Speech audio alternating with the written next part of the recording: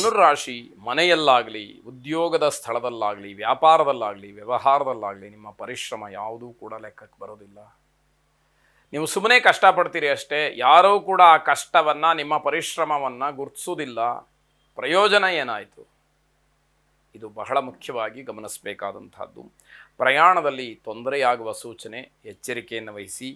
ಮನಸ್ಸಿನಿಂದ ಮನಃಪೂರ್ವಕವಾಗಿ ವೃತ್ತಿ ಅಥವಾ ಉದ್ಯೋಗದ ಬಗ್ಗೆ ಇರತಕ್ಕಂತಹ ಚಿಂತೆ ಏನಿದೆ ಅದು ದೂರವಾಗ್ತಕ್ಕಂಥದ್ದು.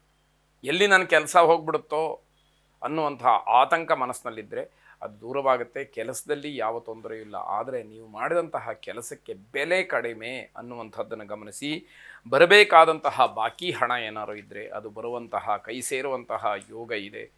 ಒಂದ್ಯಾವುದೋ ತೊಂದರೆ ಇದ್ದರೆ ಮತ್ತೊಂದು ಅನುಕೂಲವನ್ನು ಮಾಡಿಕೊಡ್ತಾ ಇದೆ ಅನ್ನುವಂಥದ್ದೇ ಸಮಾಧಾನ. ಮಿಶ್ರ ಫಲ ಇದೆಯಲ್ಲ ಅನ್ನುವಂಥದ್ದು ಸಮಾಧಾನವಾಗುತ್ತೆ. ಆರೋಗ್ಯದಲ್ಲಿ ಏರುಪೇರು ಕಾಣುತ್ತೆ. ವಿದ್ಯಾರ್ಥಿಗಳಿಗೆ ತುಂಬ ಯಶಸ್ಸಿನ ದಿವಸವಾಗುತ್ತೆ. ಉದ್ಯೋಗದಲ್ಲಿ ಸ್ಥಾನಮಾನಗಳು ಸಿಕ್ಕುವಂಥದ್ದು ಸೂಕ್ಷ್ಮವಾಗಿ ಕಾಣ್ತಾ ಇದೆ. ಆದರೆ ಇವತ್ತಿನ ಮಟ್ಟಿಗೆ ಏನಾಗುತ್ತೆ ಅನ್ನುವಂಥದ್ದೇ ಕುತೂಹಲಕಾರಿಯಾಗಿರುತ್ತೆ. ಕುಲದೇವತಾ ಪ್ರಾರ್ಥನೆಯನ್ನು ಮಾಡಿ. ಶುಭವಾಗಲಿ. ಮಕರ ರಾಶಿ, ಜೊತೆಗಿದ್ದಂತಹ ಸ್ನೇಹಿತರು, ಆತ್ಮೀಯರು ನಿಮ್ಮ ನಡವಳಿಕೆಯಿಂದ ದೂರ ಆಗ್ತಾ ಹೋಗ್ತಾರೆ. ನೀವು ನಿಮ್ಮ ವರ್ತನೆ ಅವರಿಗೆ ಇಷ್ಟ ಆಗೋದಿಲ್ಲ. ಸ್ನೇಹಿತರಿಗೋಸ್ಕರವಾಗಿ ಆದರೂ ಕೂಡ ನಿಮ್ಮ ವರ್ತನೆಯನ್ನು ಬದಲಾಯಿಸ್ಕೊಳ್ಬೇಕು ಅನ್ನುವಂಥದ್ದು. ಸ್ಥಿರ ಮನಸ್ಸು ಇಲ್ಲದೆ ಅನೇಕ ಗೊಂದಲಗಳಿಗೆ ಎಡೆ ಮಾಡಿಕೊಡ್ತೀರಿ ಎನ್ನುವಂಥದ್ದು. ನಿಮ್ಮ ಮನಸ್ಸು ಅಧೈರ್ಯದಿಂದ ಕೂಡಿರುತ್ತೆ. ಯಾವ ಕೆಲಸಕ್ಕೂ ಕೂಡ ಧೈರ್ಯ ಇಲ್ಲದೆ ಇರತಕ್ಕಂಥದ್ದು. ನೀವು ಎಷ್ಟು ನಯವಾಗಿರ್ತೀರೋ, ವಿನಯವಾಗಿರ್ತೀರೋ ಅಷ್ಟು ಗೌರವ ನಿಮ್ಮದಾಗುತ್ತೆ. ಎಲ್ಲಿ ನೀವು ವಿಧೇಯತೆಯನ್ನು ತೋರಿಸೋದಿಲ್ಲ ಅಲ್ಲಿ ನಿಮಗೆ ಗೌರವ ಸಿಕ್ಕದೇ ಇರತಕ್ಕಂಥದ್ದು. ವ್ಯಕ್ತಿತ್ವ, ಸ್ವಭಾವ ಇದರಲ್ಲಿ ಒಂದಷ್ಟು ಬದಲಾವಣೆಗಳು ಆಗ್ತಕ್ಕಂಥದ್ದು. ದಿನದ ಆರಂಭದಲ್ಲಿ ನಿಮಗೊಂದಷ್ಟು ತೊಂದರೆಗಳು ಅಂತ ಹೇಳಿ ಕಾಣಿಸುತ್ತೆ. ಬೇಸರ ಅಂತಕ್ಕಂಥದ್ದು ಗೊತ್ತಾಗುತ್ತೆ. ಸಾಯಂಕಾಲದ ಚರ್ಚೆ ಅಥವಾ ಸಾಯಂಕಾಲದ ಮಾತು ನಿಮಗೆ ಯಾವ ಅನುಕೂಲವನ್ನು ಕೂಡ ಕೊಡೋದಿಲ್ಲ. ಪ್ರಯೋಜನ ಇಲ್ಲ, ದಿನಪೂರ್ತಿ ವ್ಯರ್ಥ ಅನ್ನುವಂಥದ್ದು ಗೊತ್ತಾಗುತ್ತೆ. ಭಗವದ್ಗೀತಾ ಶ್ಲೋಕವನ್ನು ಪಠನೆ ಮಾಡಿ. ಇಂಥ ಶ್ಲೋಕ ಅದು ಇದು ಅಂತೇನಿಲ್ಲ, ಭಗವತ್ ಚಿಂತನೆಗೆ ಒಂದು ಮಾರ್ಗ ಅನ್ನುವ ಭಾವನೆಯಲ್ಲಿ ಆ ಶ್ಲೋಕ ಪಠನೆ ಮಾಡಿ, ಶ್ರವಣ ಮಾಡಿ. ಶುಭವಾಗಿ. ಕುಂಭರಾಶಿ, ಹಲವಾರು ವಿಚಾರಗಳನ್ನು ಚರ್ಚೆ ಮಾಡ್ತೀವಿ. ಸತ್ಯಕ್ಕೆ ಸಾಮೀಪ್ಯವಾದಂತಹ ವಿಚಾರಗಳನ್ನು ಚರ್ಚೆ ಮಾಡೋದರಿಂದ ವಿಷಯ ಸಂಗ್ರಹವಾಗುತ್ತೆ. ಅದು ನಿಮಗೆ ಉಪಯೋಗವನ್ನು ತಂದುಕೊಡುತ್ತೆ ಅನ್ನುವಂಥದ್ದು. ಅನಗತ್ಯವಾದಂತಹ ವಿಚಾರಗಳಿಗೆ ಕಲಹವಾಗುತ್ತೆ, ಜಗಳವಾಗುತ್ತೆ. ಯಾವಾಗ ಮಾತಿಗೆ ಮಾತು ಬೆಳೆಯುತ್ತೆ, ಚರ್ಚೆ ಆಗುತ್ತೆ, ವಾದ ವಿವಾದಗಳಾಗುತ್ತೆ, ಅದು ವಿಕೋಪಕ್ಕೆ ಹೋಗುವ ಸಾಧ್ಯತೆಗಳು ಇರುತ್ತೆ. ನಾನು ಹೇಳಿದ್ದೇ ಸರಿ ಅನ್ನುವಂತಹ ಮೊಂಡುತನ, ಒರಟುತನ ಅದು ನಿಮಗೆ ತೊಂದರೆಗೆ ಕಾರಣವಾಗುತ್ತೆ ಅಂತ ಅರ್ಥ. ಕುಟುಂಬದ ಮೂಲವನ್ನು ಸರಿಯಾಗಿ ಹುಡುಕಿ ಸರಿಪಡಿಸ್ಕೊಳ್ಳಿ. ನಮ್ಮ ಮೂಲ ಯಾವುದು ಅನ್ನುವಂಥದ್ದು ಗೊತ್ತಾಗಬೇಕು ಅಂತ ಅರ್ಥ. ನಿಮ್ಮ ಸ್ವಭಾವ ಅಥವಾ ನಿಮ್ಮ ನಡವಳಿಕೆ ಇದು ಧನಾತ್ಮಕವಾಗಿ ಪರಿವರ್ತನೆ ಆದರೆ ನಿಮಗೇ ಕ್ಷೇಮ ಅನ್ನುವಂಥದ್ದು.